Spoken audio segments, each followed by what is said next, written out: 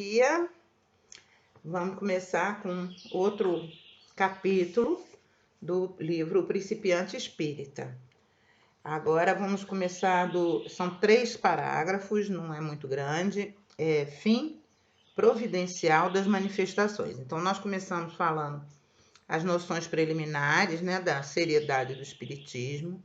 Depois falamos do espírito, como é composto o nosso corpo, corpo, material, perispírito, espírito, né? Cada uma das características de cada um desses elementos. Aí passamos para comunicação com o mundo invisível, que levou 2 vídeos para fazer, porque era bem grande. Então, agora nós vamos para por que essas comunicações, por que essas manifestações, né? Então, o nome que Kardec deu ao capítulo é esse: Fim providencial das manifestações. 50. O fim providencial das manifestações espíritas é convencer os incrédulos de que nem tudo se acaba com a vida terrena e dar aos crentes uma ideia mais justa do futuro. Os bons espíritos vêm instruir-nos visando o nosso melhoramento e o nosso progresso, e não para nos revelar aquilo que ainda não podemos saber, ou que apenas o deve ser como resultado do nosso trabalho. Então, aqui ele deixa bem claro que os bons espíritos, quando se manifestam, é para nos ajudar a progredir. Eles não estão aqui para responder frivolidades, perguntas que sobre o nosso futuro, ou revelar situações que cabe a gente buscar com o nosso próprio conhecimento ou o nosso próprio trabalho. Então, por exemplo, um cientista está buscando uma fórmula e não consegue chegar a ela e vai e pede ajuda do espírito. Então, se aquilo depende do trabalho dele, do desenvolvimento dele, não vai ser informado. Bons espíritos não informam, ok? Se bastasse interrogá-lo para conseguir a solução de todas as questões científicas, ou para fazer descobertas e invenções rendosas, qualquer ignorante poderia, sem estudar, tornar-se um cientista, e todo preguiçoso poderia ficar rico sem trabalhar. Mas é o que Deus não permite. Os espíritos ajudam o homem de gênio pela inspiração oculta, mas não o eximem do trabalho, nem o libertam da investigação, a fim de lhe deixar o mérito.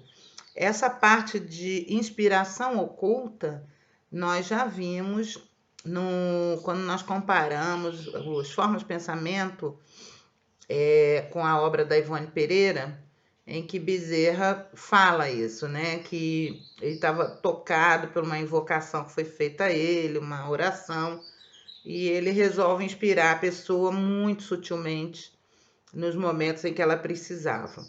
Então, é uma característica dos espíritos benevolentes a inspiração oculta, né? Eles não fazem nenhuma questão de mudar o seu livre-arbítrio, tá? Só te inspiro pelo melhor caminho para te ajudar. Mas se você não aceitar também a inspiração, o problema é seu. 51. Uma ideia muito errada dos espíritos formaria aquele que neles visse apenas os ajudantes dos ledores de Buena Dicha. Então, muito errada é a ideia de quem acha que espírito é apenas para adivinhar futuro, né? Ou a boa sorte. Os espíritos sérios recusam ocupar-se de coisas fúteis. Os frívolos e os brincalhões tratam de tudo, a tudo respondem, predizem tudo quanto se queira, sem nenhuma consideração com a verdade. Encontram um malévolo prazer em mistificar criaturas demasiado crédulas. Então, você que é muito crédulo, toma cuidado. Não sai acreditando em tudo que se fala, e tudo que se diz, e tudo que se atribui a espírito. Ok? Por isso, é essencial estar perfeitamente atento sobre a natureza das perguntas que podem ser dirigidas aos espíritos. E ele remete aí ao Livro dos Médiuns, número 286, Perguntas que podem ser dirigidas aos espíritos. Esse capítulo do Livro dos Médiuns, esse tomo, é muito importante porque você aprende não só o que você deve perguntar se você deseja uma comunicação séria, como reconhecer também o que é fraude e o que não é, né? O que é verdade, o que é mentira. 52. Fora daquilo que poderá ajudar o nosso progresso moral, só incertezas encerram as revelações feitas pelos espíritos. Então, tirando aquilo que pode te ajudar realmente moralmente, tudo é incerto, nada você pode dizer que é verdade, tá? A primeira consequência má para quem desvia sua faculdade do seu objetivo providencial é ser mistificado pelos espíritos enganadores que pululam em torno dos homens. Então, quando o médium se presta a disponibilizar esse tipo de serviço de informação inútil, os benfeitores dele se afastam, respeitam o livre-arbítrio dele, e quem se aproxima dele são os mistificadores, ok? E vão enganar as pessoas, porque aí é uma afinidade. A segunda consequência é ficarem dominados por esses mesmos espíritos que, por meio de conselhos pérfidos, podem conduzi-lo a verdadeiras desgraças materiais na Terra. Isso nós vamos tratar agora também no próximo estudo do André Luiz, que nós vamos começar agora, é sobre as formas de pensamento negativas e os efeitos delas, que seriam processos obsessivos, tá? A terceira consequência é perder, após a vida terrena, o fruto do conhecimento do Espiritismo. Ou seja, você conhece, você tem acesso ao Espiritismo, você tem acesso à fonte. Ao invés de você beber nesta fonte, você adultera esta água e vende uma água adulterada para as pessoas, entendeu? Então, você perde os frutos que aquela água da fonte poderia ter te dado. Então, é uma das consequências de você malbaratar o conhecimento que lhe foi dado através do Espiritismo. 53. Assim, as manifestações espíritas não se destinam a servir aos interesses materiais, ok? Não se destinam, mas infelizmente muita gente ainda se utiliza, né, das manifestações como se fosse um balcão do INSS, né? Para pedir favor, para pedir emprego, para pedir marido, para pedir esposa, para pedir dinheiro, para pedir ganhar na loteria, como se eles, do outro lado, se importassem com essas coisas, tá? Então, quem pode se interessar por esse tipo de coisa? São os espíritos mais terra a terra, né? Então, não se espera que na materialidade atuem os espíritos mais superiores. Não vão.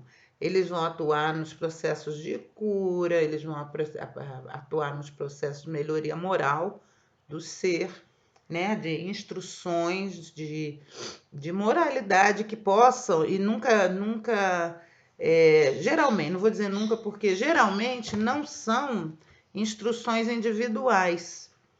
Geralmente, os espíritos benfeitores, os superiores, quando eles se dão o trabalho de vir até a Terra, não é para perder tempo. Então, eles vão fazer o quê? Vão dar mensagem que atinge o maior número de pessoas.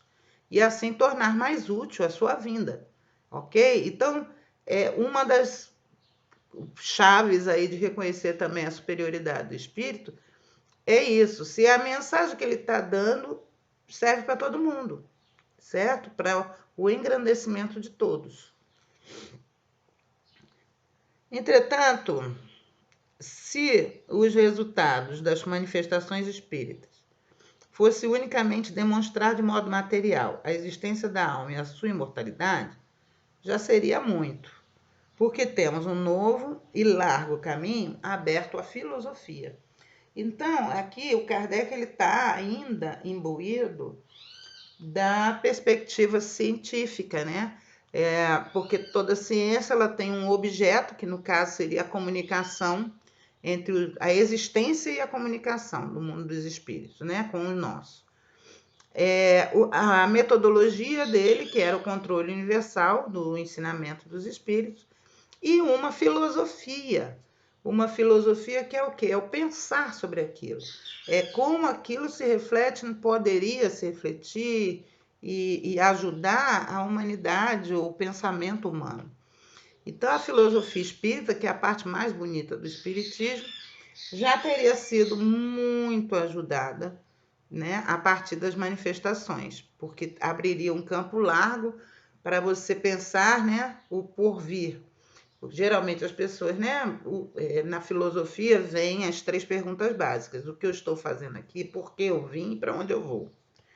Então, com a filosofia espírita e as comunicações, essas 3 perguntas, elas podem ser respondidas e compreendidas de uma forma mais, digamos assim, coerente, mais racional, né?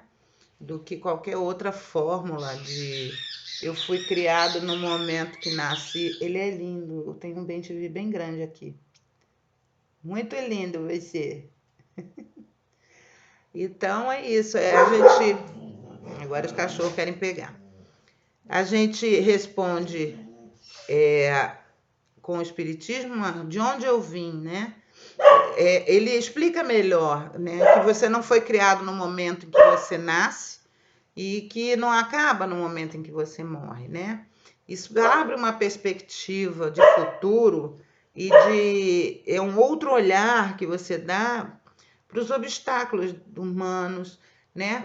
Quando você abre também e chega à conclusão, através dessas manifestações, da existência de múltiplas existências, você tem uma outra visão também do seu papel aqui na Terra, da urgência, né? Não da urgência fanática, de que você tem que ser um fanático, mas da urgência com que você deve aproveitar o seu tempo em coisas úteis para o seu espírito e para as pessoas, e para ajudar a humanidade ou a sociedade como um todo, certo?